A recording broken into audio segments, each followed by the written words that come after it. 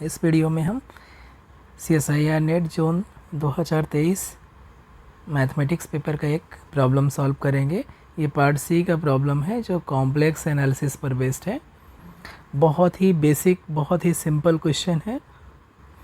देखिए कैसे हम बिना कोई भी रिज़ल्ट यूज़ किए कैसे हम डायरेक्ट इसको हम कंक्लूड कर सकते हैं। पार्ट सी का प्रॉब्लम है तो हमें सारे ऑप्शन चेक करना होगा।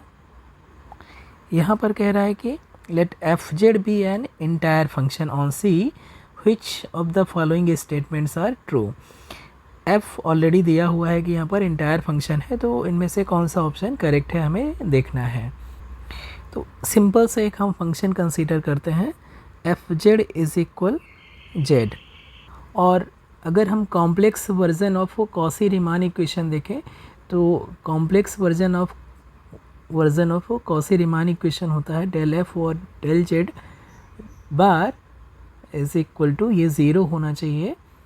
अगर ये सेटिस्फाई कर रहा है तो जो फंक्शन f है वो कॉसी रीमान इक्वेशन को सेटिस्फाई करेगा। अगर डेल एफ और डेल जेड बार ये ज़ीरो हो जाए, यानी कि जो फंक्शन है वो जेड से इंडिपेंडेंट होगा, तो कॉसी रीमान इक्वेशन सेटिस्फाई करेगा।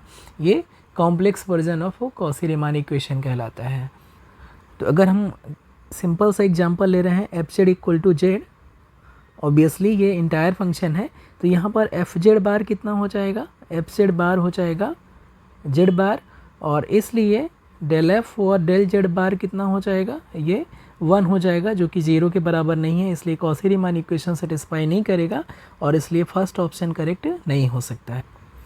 ऐसे ही अगर हम सेकेंड ऑप्शन के लिए देखें तो सेकेंड ऑप्शन के लिए भी हम देख सकते हैं fz बार अगर हम लेंगे तो ये कितना हो जाएगा, z बार हो जाएगा। तो अगेन यहाँ पर कॉसी रीमान इक्वेशन का कॉम्प्लेक्स वर्जन यहाँ पर सेटिस्फाई नहीं होगा, तो सेकेंड ऑप्शन भी हमारा इनकरेक्ट हो जाएगा।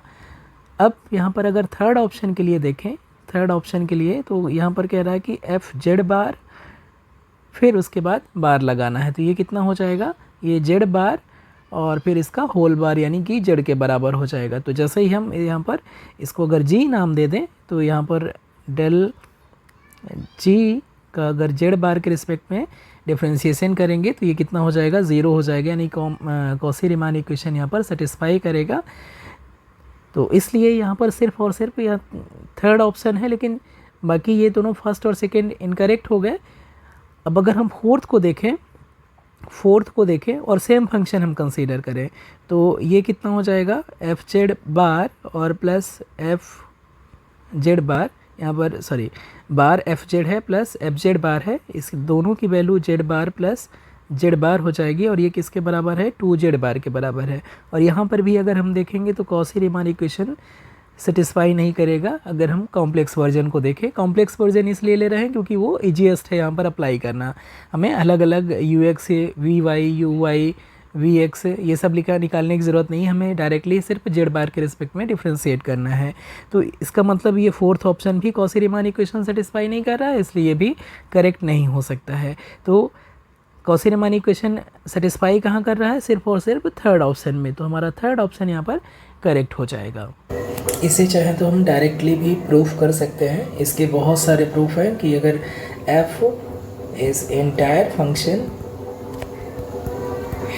Function then this implies gz is equal fz bar का whole bar is also an entire function.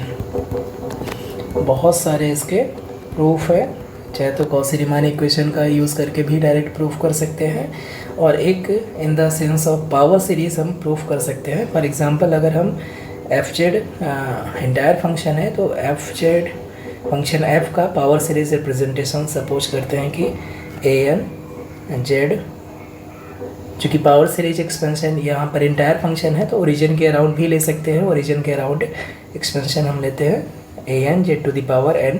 ये फंक्शन f का पावर सीरीज रिप्रेजेंटेशन है अराउंड ओरिजिन। यहाँ पर जो कोफिशिएंट्स हैं an वो ऑब्वियसली कॉम्प्लेक्स नंबर होंगे। अब इसलिए fz बार कितना हो जाएगा, fz बार हो जाएगा summation an z bar n हो जाएगा। और इसलिए अगर हम फंडामेंटल प्रॉपर्टी यूज करें, इसका बार लगाएंगे, अगेन कॉम्प्लेक्स कॉन्जुगेट लें, तो राइट हैंड साइड में आ जाएगा an z bar to the power n का होल बार। अब ये बार जो कॉन्जुगेट है ये डिस्ट्रीब्यूट हो जाएगा, तो ये आ जाएगा समेशन an, और ये हो जाएगा कॉम्प्लेक्स कॉन्जुगेट की प्रॉपर्टी से an bar z to the power n हो जाएगा। ठीक है, तो यहाँ पर जो g equal to g z equal to जो आया है हमारा एफ जेड बार का होल बार, ये आया है summation an bar times z to the power an आया है। तो सिर्फ चेंज क्या हो रहा है, सिर्फ चेंज हो रहा है जो ओरिजिनल फंक्शन में जो कोफिशिएंट थे उसका जो, जब हम यहाँ पर आ रहे हैं जी जेड का जब पावर सीरीज एक्सपेंशन लिख रहे हैं तो सिर्फ जो कोफिशिएंट है वो कॉम्प्लेक्स कॉन्जुगेट हो गया है। तो हमारा फंक्शन एफ जेड था, ये इंटायर फंक्शन था और यहाँ पर कोफिशिएंट an था, और चूँकि इंटायर फंक्शन था इसलिए इस पावर सीरीज का जो रेडियस ऑफ कन्वर्जेंस है वो इनफाइनाइट हो जाएगा। और यहाँ पर जो फंक्शन g है या एफ जेड बार का होल बार, इसका जो पावर सीरीज रिप्रेजेंटेशन है, यहाँ पर जो कोफिशिएंट है सिर्फ an बार है। कोफिशिएंट जो ओरिजिनल था an था, यहाँ पर an बार है, इसलिए इसका भी जो रेडियस ऑफ कन्वर्जेंस है वो इनफाइनाइट हो जाएगा और ये भी एक इंटायर फंक्शन को रिप्रेजेंट करेगा। तो अल्टीमेटली हमने प्रूफ कर दिया है कि अगर फंक्शन f आपका इंटायर है तो जो ये फंक्शन है g, ये भी इंटायर फंक्शन हो जाएगा। और दोनों के कोफिशिएंट में रिलेशन भी हमें पता चल गया कि जो नया फंक्शन g होगा उसका कोफिशिएंट ओरिजिनल फंक्शन f के कोफिशिएंट से ही मिलेगा और वो जस्ट कॉम्प्लेक्स कॉन्जुगेट होगा। तो ये जस्ट एक प्रूफ है, इसके अलावा भी दूसरे तरीके से भी हम प्रूफ कर सकते हैं कि अगर फंक्शन f इंटायर है तो जो फंक्शन g है जो इस तरह से डिफाइन है ये भी इंटायर फंक्शन होगा। तो होपफुली आपको ये क्लियरली समझ में आ गया होगा। Thank you so much.